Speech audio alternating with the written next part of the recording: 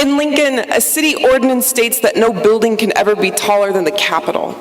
And I know this wasn't meant to apply to the people, but at times the city can feel like it's against growth.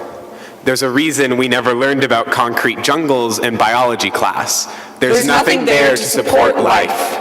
Sometimes our city is fixed on fixing something that isn't broken, trying to manufacture shinier buildings instead of better people. Without its people, a city is just lifeless roads. Without its children, a city doesn't know how to laugh. At least for me.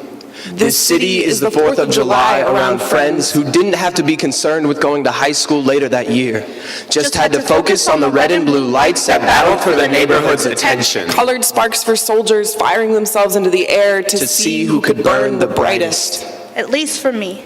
Growing up in this city was being stressed out about school. And my mom was just worried about taking care of me. See, we didn't have health insurance, so when I got strep throat for the 5th time in that year, they decided without a doctor's note, I wasn't excused. So my school thought I was just a kid who liked to skip classes. When my own body wasn't fighting against me, my social class was. See, I lived below the poverty line. My mother was unemployed. We barely had enough to pay bills, let alone school supplies.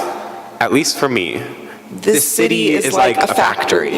And everyone who lives here is another worker in an assembly line, another hand to put a part in place. Keep my heart in place. Keep me focused on what matters and learn from their mistakes. This city is a factory, with sidewalks for conveyor belts pushing us when we can't even stand towards something that is better.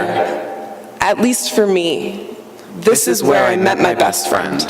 Where my sister learned how to dance. Where I climbed a tree for the first time. Where I met the teacher that changed my life. And through all the cracks in the concrete, this city remains solid ground. This city is home.